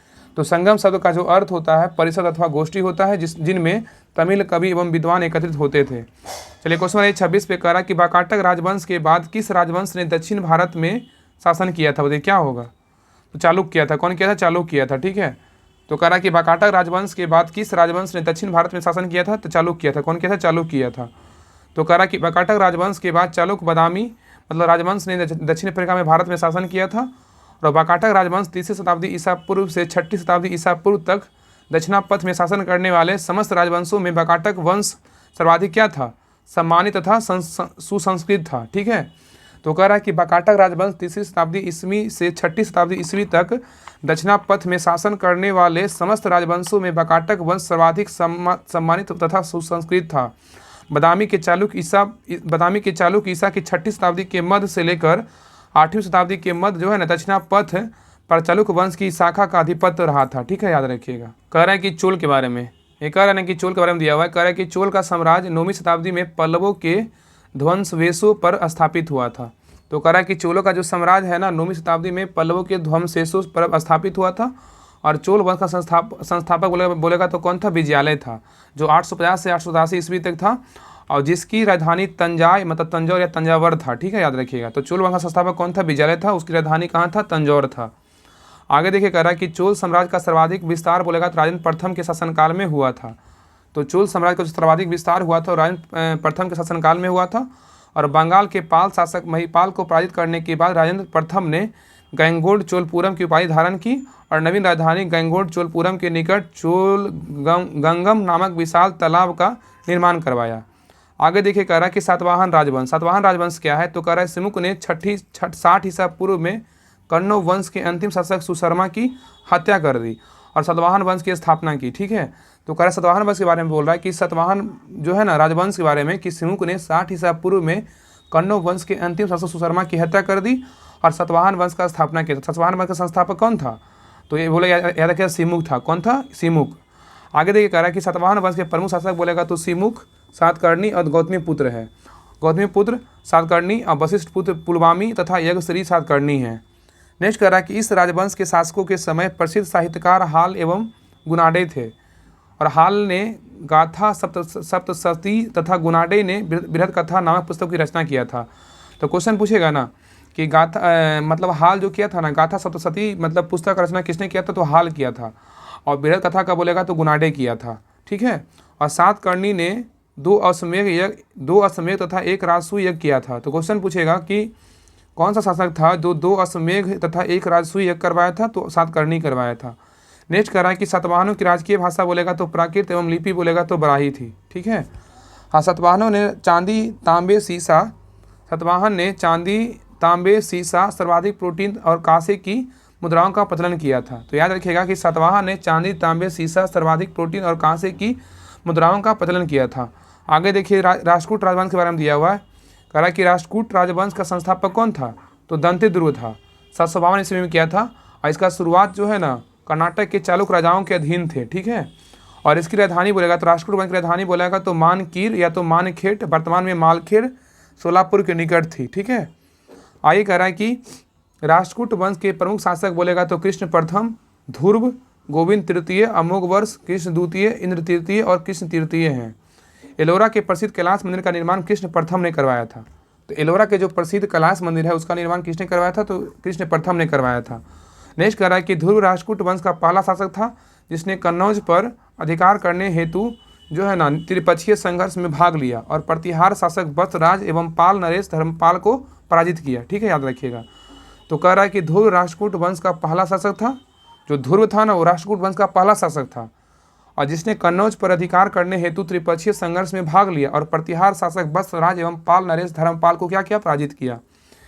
क्वेश्चन 27 पे कह रहा है अशोक के टोपरा अभिलेख किसने सर्वप्रथम खोजा था, बताइए क्या होगा। सही उत्तर होगा option number C, Firoz Shah Tughlaq होगा। क्या होगा, फिरोज शाह तुगलक।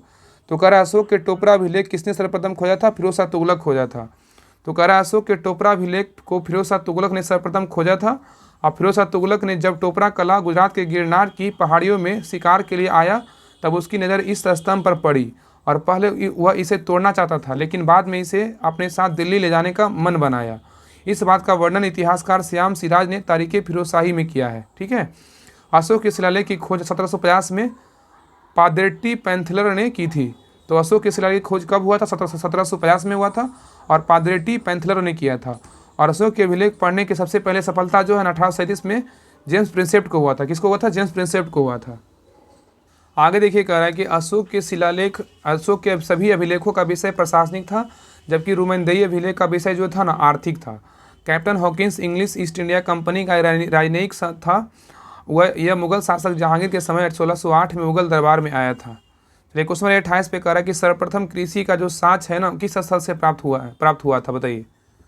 सर्वप्रथम कृषि का जो साक्ष है वो किस स्थल से प्राप्त हुआ है, तो ये हुआ है मेहरगढ़ से। कहाँ हुआ है, मेहरगढ़ से हुआ है, ठीक है। आगे देखिए कह रहा है कि सर्वप्रथम कृषि का साक्ष्य मेहरगढ़ पाकिस्तान के बलूचिस्तान में स्थित प्राप्त हुआ है।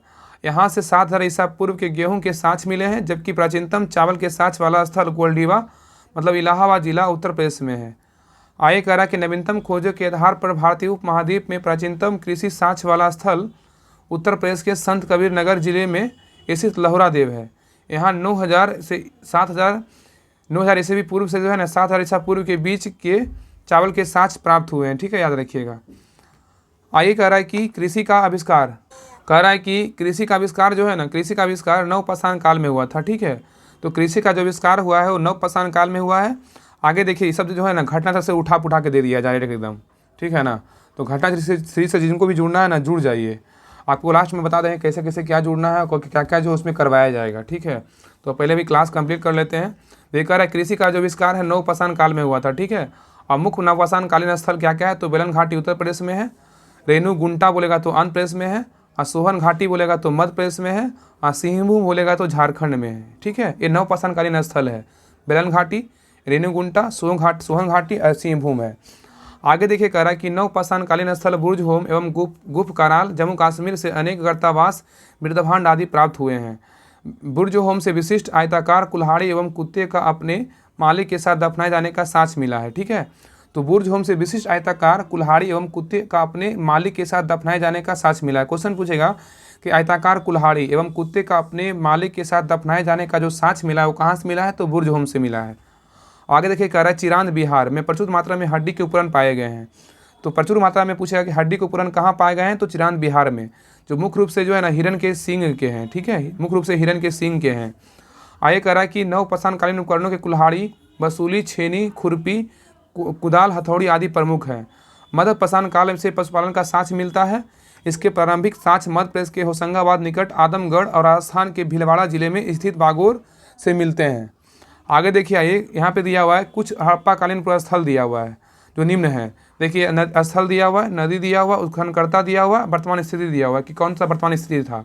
इसको थोड़ा छोटा कर लेते हैं। बताइएगा कि हड़प्पा जो है ना किस नदी किनारे बसा हुआ है, तो रावी नदी किनारे बसा हुआ है। किस नदी के, रावी नदी किनारे। और हड़प्पा का जो उत्खननकर्ता है ना, खोजकर्ता दयाराम साहनी 1921 में किए थे और माधव स्वरूप बस 1933 में किए थे। और हड़प्पा का जो वर्तमान स्थिति है मोंटेगोमरी कहाँ है, तो पाकिस्तान में, याद रखिएगा। आगे देखिए कह रहा है कि मोहनजोदड़ो बोलेगा तो कहाँ है, तो सिंधु में है, सिंधु नदी किनारे स्थित है, सिंधु नदी किनारे है। और मोहनजोदड़ो का खोज किसने किया, तो राखल दास बनर्जी ने किया था। और ये वर्तमान में जो है लड़काना सिंध पाकिस्तान में स्थित है। ठीक है, आगे देखिए कह रहा है चंदनुरो बोलेगा तो सिंधु नदी किनारे बसा हुआ है। और चंदनुरो का खोज बोलेगा तो अर्नेस्ट मैके ने किया था। और ये वर्तमान बोलेगा तो जो है ना सिंध प्रांत पाकिस्तान में स्थित है, सिंध प्रांत पाकिस्तान में स्थित है। आगे देखिए कह रहा है कालीबंगा बोलेगा तो घग्गर नदी किनारे बसा हुआ है। और कालीबंगा का खोज बीबी लाल बीके थापड़ ने किया था। और कालीबंगा कहाँ है, राजस्थान में है। नेक्स्ट देखिए धौलावीरा बोलेगा तो लूनी नदी किनारे बसा हुआ है। और धौलावीरा का खोज बोलेगा जेपी जोशी ने किया था। ये जो वर्तमान में कहाँ है, धौलावीरा गुजरात में है। अब बनावली बोलेगा तो सरस्वती नदी किनारे बसा हुआ है। और बनावली का खोज आर एस बिष्ट ने किया था। और बनावली बोलेगा तो हरियाणा में वर्तमान में। ठीक है, याद रखिएगा। चलिए आगे आइए, क्वेश्चन नंबर 29 पे कह रहा है कि रेहला जो है ना पुस्तक किसके द्वारा लिखा गया था, तो क्या होगा, इब्न बतूता के द्वारा लिखा गया था। क्या होगा, इसका सही उत्तर ऑप्शन नंबर सी होगा। तो कह रहा है रेहला जो है पुस्तक किसके द्वारा लिखा गया था, इब्न बतूता के द्वारा रेहला पुस्तक लिखा गया था। कह रहा है कि रेहला जो है ना नामक पुस्तक इब्न बतूता के द्वारा लिखा गया था। इब्न बतूता मोरक्को अफ्रीका का रहने वाला था, जो लगभग 1333 ईस्वी में मोहम्मद बिन तुगलक के शासनकाल में भारत आया था। तो कह रहा है इब्न बतूता जो है मोरक्को का यात्री था और मोरक्को का रहने वाला था, जो लगभग 1333 ईस्वी में मोहम्मद बिन तुगलक के शासनकाल में भारत आया था। और आगे कह रहा है कि सुल्तान ने उसे दिल्ली का काजी नियुक्त किया था एवं 1342 ईस्वी में सुल्तान ने उसे अपना राजदूत बनाकर चीन भेजा था। ठीक है, आगे कह रहा है कि मोहम्मद बिन तुगलक के बारे में विस्तृत जानकारी किताब उल रेहला में वर्णित है। तो क्वेश्चन पूछेगा कि मोहम्मद बिन तुगलक के बारे में विस्तृत जानकारी किस में है, तो किताब उल रेहला में है। और रेहला में तत्कालीन डाक व्यवस्था विस्तृत विवरण उपलब्ध है। आगे देखिए कह रहा है कि अन्य महत्वपूर्ण सल्तनतकालीन पुस्तकें हैं। देखिए कह रहा है कि लज्जत सिकंदरी, कह रहा है यह पुस्तक संगीत से संबंधित है और जिसकी रचना सिकंदर लोदी के शासनकाल में हुआ था। तो लज्जत सिकंदरी जो है ना ये संगीत के संबंधित पुस्तक है और जिसकी रचना सिकंदर लोदी के शासनकाल में हुआ था।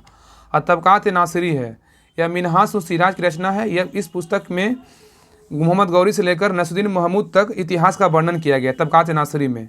और यह पुस्तक मुख्य रूप से इलवरी वंश मतलब गुलाम वंश के अंतिम शासक नसरुद्दीन मोहम्मद से संबंधित है। नेक्स्ट कह रहा है कि तारीख फिरोज शाही के बारे में बोल रहा है कि यह जियाउद्दीन बर्नी की कृति है। तो तारीख फिरोज शाही किसी कृति है, तो जियाउद्दीन बर्नी की है। इसमें जो है ना तारीख फिरोज शाही में इसमें बलबन के सिंहासन रोहन से लेकर फिरोज शाह तुगलक तक के शासनकाल का वर्णन किया गया। किसमें, तो तारीख फिरोज शाही में। आगे देखिए दिया हुआ कि फुतू ए फिरोज शाही के बारे में कह रहा है कि यह फिरोज शाह तुगलक की आत्मकथा है। तो फुतूहात ए फिरोज शाही बोलेगा किसका पुस्तक है, तो फिरोज शाह तुगलक का है। और आगे देखिए कह रहा है कि फुतू उस सलातीन, यह जो है ना इस्लामी की कृति है। किसका, इस्लामी कृति है। इस पुस्तक में मोहम्मद बिन तुगलक द्वारा गठित विभाग दीवान रियासत का उल्लेख मिलता है, जिसे सुल्तान ने विद्रोहियों का पता लगाने के लिए बनाया था। और इसमें चरखे का उल्लेख मिलता है। किसमें मिलता है, इसमें चरखे का उल्लेख मिलता है, याद रखिएगा। आगे कह रहा है इस पुस्तक जो है ना इस पुस्तक बहमनी साम्राज्य के संस्थापक अलाउद्दीन हसन बहमन शाह को समर्पित है। और आगे कह रहा है कि तारीख मुबारक शाही याहिया बिन अहमद सहरिंदी की रचना है। नेक्स्ट कह रहा है कि सैयद वंश के बारे में जानने के लिए यह सबसे महत्वपूर्ण पुस्तक है। ठीक है, तो सैयद वंश के बारे में जानने के लिए यह सबसे महत्वपूर्ण पुस्तक है। और फिरोज शाह तुगलक की नहर प्रणाली का वर्णन इसमें मिलता है। ठीक है, तो तारीख मुबारक शाही में जो है ना फिरोज शाह तुगलक की नहर प्रणाली का वर्णन मिलता है। आगे देखिए दिया हुआ कि द्रव शिक्षा क्या है, यह ठक्कर पेरू की कृति है जो अपभ्रंश में लिखी गई है। ठीक है, आगे कह रहा है कि ठक्कर पेरू अलाउद्दीन खिलजी का टकसाल प्रमुख था। आगे कह रहा है तुतीनामा, यह जो है ना जिया नक्शबी की कृति है। तुतीनामा बोलेगा किसका पुस्तक है, तो जिया नक्शबी की कृति है और यह संस्कृत कहानियों की फारसी अनुवाद है। ठीक है, याद रखिएगा। चलिए क्वेश्चन नंबर 30 पे कह रहा है कि निम्नलिखित स्वतंत्रता संघर्ष घटनाओं का विचार कीजिए। इसमें बैठाना है कि कौन सा संघर्ष जो है ना करा सभी को गठित वर्ष के क्रम में व्यवस्थित करके सही उत्तर का चयन कीजिए। बताइए इसमें कौन कौन पहले होगा, बताइए। तो पहले इसमें से जाना है तो देखिए, पहले हुआ था अगस्त प्रस्ताव हुआ था, उसके बाद व्यक्तिगत सत्याग्रह हुआ था, उसके बाद क्रिप्स मिशन हुआ था, उसके बाद क्या हुआ था, भारत छोड़ो आंदोलन हुआ था। ठीक है ना। देखिए आगे आइए, देखिए आगे देखिए दे रहा है कब कब हुआ था। देखिए इसका सही उत्तर क्या होगा, ऑप्शन नंबर देखिए सी होगा। ठीक है, 4 3 1 2। ठीक है, तो कह रहा है ना कि उपयुक्त स्वतंत्रता संघर्ष घटनाओं का कार्यक्रम निम्न है। कौन कौन है। अगस्त प्रस्ताव कब हुआ था, तो 8 अगस्त 1940 को हुआ था। ठीक है, तो अगस्त प्रस्ताव कब हुआ था, 8 अगस्त 1940 को हुआ था। और व्यक्तिगत सत्याग्रह बोलेगा तो कब हुआ था, 17 अक्टूबर 1940 को हुआ था। और क्रिप्स मिशन कब हुआ था, क्रिप्स मिशन बोलेगा तो मार्च 1942 में होता क्रिप्स मिशन। और भारत छोड़ो आंदोलन बोलेगा तो कब हुआ था, 8 अगस्त 1942 को हुआ था। ठीक है, ये सब याद रखिएगा। तो अगस्त प्रस्ताव बोलेगा तो 1940 में, 8 अगस्त 1940। अब व्यक्तिगत सत्याग्रह बोलेगा 17 अक्टूबर 1940। और क्रिप्स मिशन बोलेगा तो मार्च 1942। अब भारत छोड़ो आंदोलन बोलेगा तो 8 अगस्त 1942 को हुआ था।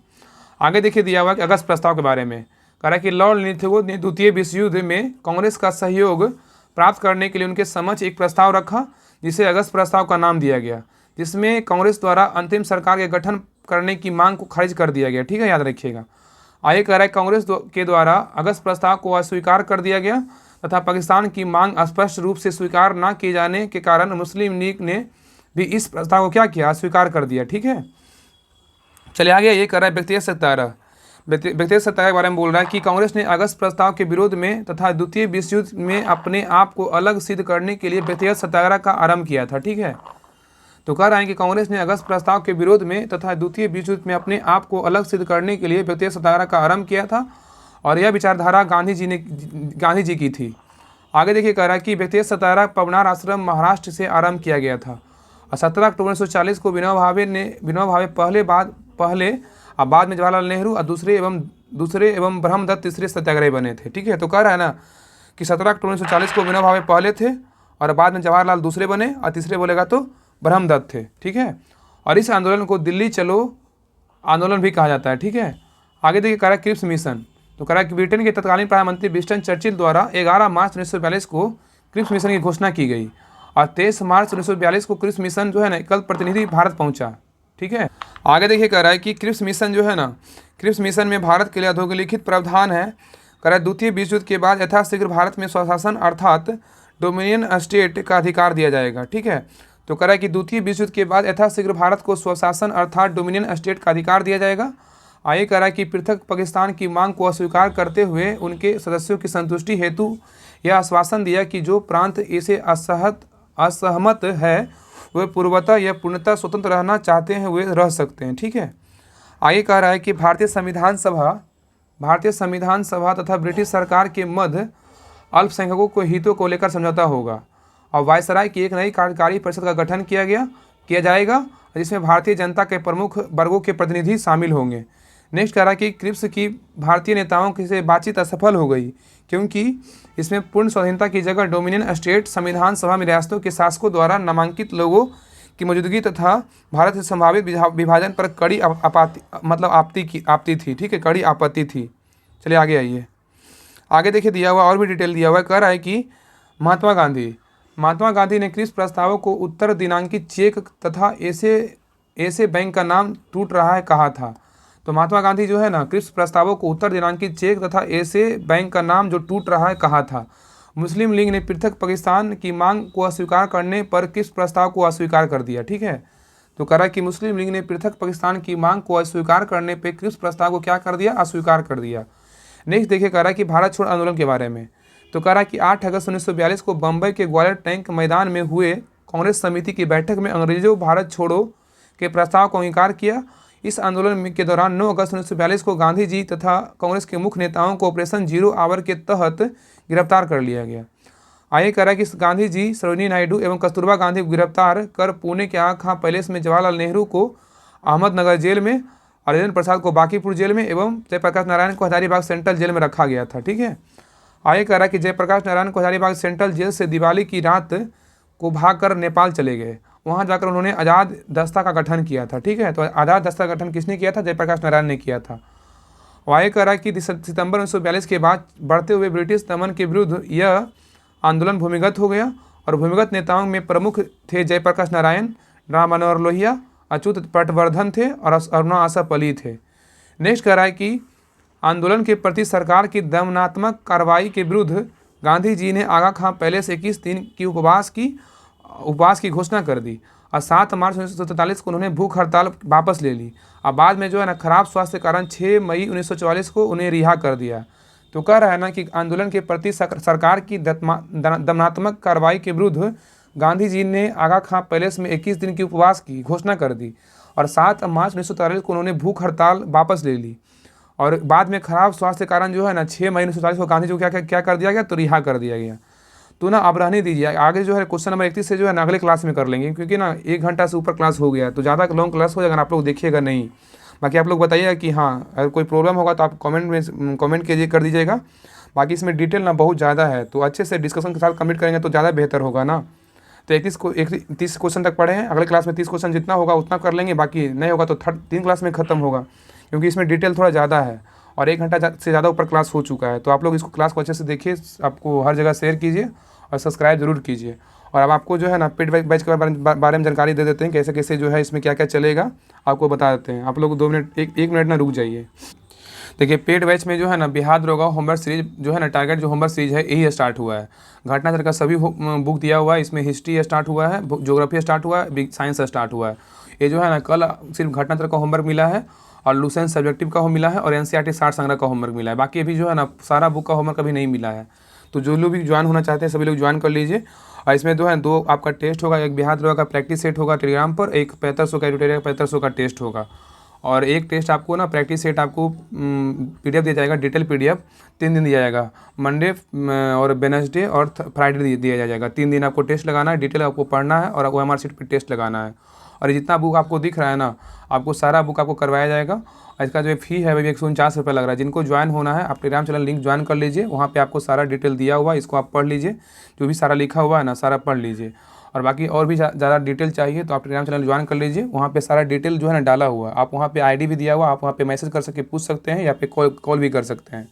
तो सभी लोग टेलीग्राम चैनल ज्वाइन कर लीजिए, डिस्क्रिप्शन में लिंक डला हुआ है और व्हाट्सअप का भी है और टेलीग्राम का दोनों का है। दोनों चैनल ज्वाइन कर लीजिए, चैनल लिंक पे क्लिक करके वहाँ पे आपको जिनको भी पेड बैच ज्वाइन करना है सभी लोग ज्वाइन कर लीजिए। बहुत सारे लोग का बिहार पुलिस एग्जाम था ना, इसलिए होमवर्क सारा नहीं डाला गया है।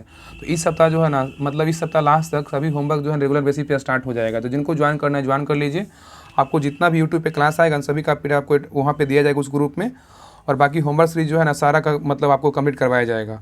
और बाकी होमवर्क सीरीज घटनाचक्र का है और लुसेंट सब्जेक्टिव है, 60 संग्रह है, एडिटोरियल 7500 है और ज्ञान बिंदु क्वेश्चन बैंक और रेलवे जो है ना ब्रह्मास्त्र का जो GK आता है ना वो बुक दिया हुआ है। सभी बुक आप देख लीजिए, सारा बुक ये सब जो है ना कंप्लीट होगा। और देखिए आज से जो है ना बिहार दरोगा होमवर्क से जो घटनाचक्र का जो होमवर्क दिया जा रहा है उसका आपको आज से जो है ना 9:30 बजे सभी लोग लाइव जुड़िएगा, आपको सारा डिस्कशन करवाया जाएगा। मतलब उसमें ना आपको मतलब आपके पास PDF रहेगा, आपको PDF देखना है और आपको जो है ना डिस्कशन के द्वारा मतलब आपको करवाया जाएगा। तो जो भी लोग जुड़ना चाहते हैं और इसका जो है ना मतलब फर्स्ट डे का तो होमवर्क डाला जा चुका है, आज जो है सेकंड डे का मतलब डिस्कशन होगा और करेंट अफेयर जो सर करवाते हैं गौरव सर उसका डेली जो करवाते हैं उसका रिवीजन करवाया जाएगा। तो सभी लोग 9:30 बजे जरूर जुड़िएगा। और बाकी इसका PDF जो है ना इसका PDF हम डाल देंगे और इसका सेकेंड डे का जो PDF है ना हम आज अपने टेलीग्राम चैनल पे डाल देंगे। आप लोग देख लीजिएगा कि कैसे कैसे होमवर्क मिलता है। आप वहाँ से एक दिन का होमवर्क वहाँ पे 1-2 दिन का होमवर्क डाल देंगे। आप लोग वहाँ से ज्वाइन कर लीजिएगा, टेलीग्राम चैनल का लिंक डिस्क्रिप्शन में डाला हुआ है। तो आप लोग सभी लोग ज्वाइन कीजिएगा। यूट्यूब पर 9:30 बजे हम नोटिफिकेशन सारा जो है ना टेलीग्राम चैनल पर डाल देंगे, तो सभी लोग जरूर ज्वाइन कीजिएगा। जिनको भी लगता है कि हाँ रिवीजन करना है तो सभी लोग ज्वाइन कीजिएगा। जिनको लगता है कि हाँ सेल्फ में पढ़ना है तो सेल्फ में पढ़िए, बाकी तो होमवर्क डेली डाला जा ही रहा है। और घटनाचक्र का होमवर्क ना डेली अब कंटिन्यू डाला जाएगा, ठीक है, याद रखिएगा। तो जिनको भी ज्वाइन करना है बैच सभी लोग ज्वाइन कर लीजिए। और आज जो है टेलीग्राम चैनल पे राहुल स्टडी ग्रुप जो टेलीग्राम चैनल है उस पर हम एक घटनाचक्र का होमवर्क डे 2 का हम वहाँ पे PDF डाल देंगे तीनों सब्जेक्ट का। आप वहाँ से जो है ना आप वहाँ से ले करके आप लाइव जुड़िएगा और वहाँ से आपको अच्छे तरीके से रिविजन करवाया जाएगा। ठीक है, मिलते हैं नेक्स्ट टाइम में, तब तक के लिए आप लोग को जय हिंद।